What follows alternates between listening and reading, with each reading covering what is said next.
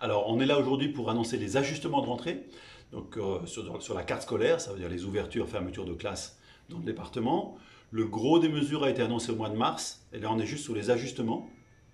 Donc, des petites précisions à la marge pour la rentrée. Il restait en gros 4 postes dans mon escarcelle, si vous voulez, pour assurer la rentrée, qui ont donc été consommés sur les mesures de rentrée. Essentiellement des ajustements, quelques fermetures très marginales et quelques ouvertures. Alors, quelques exemples.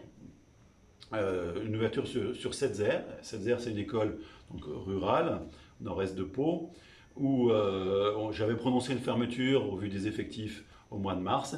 Il se trouve que les effectifs ont remonté, donc ça me paraissait pertinent et prioritaire de faire cette ouverture à Setzer, notamment aussi parce qu'il y a un certain nombre de TPS qui sont en attente d'inscription. Qu'est-ce que c'est les TPS? Des TPS, pardon, les très petites sections, vous faites bien de me le faire préciser, les très petites sections dont les élèves de 2 ans, concrètement, qui ne sont pas en âge d'obligation scolaire, mais qu'on essaye, chaque fois que c'est possible, d'accueillir dans le département, et ce qu'on fait très très largement. D'accord. Et qu'est-ce qu'il en est de Rive-Haute?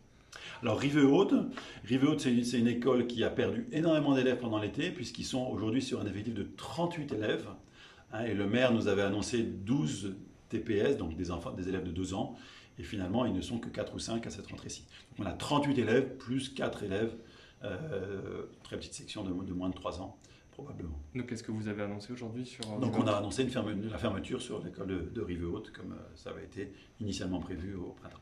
D'accord. Très bien, merci.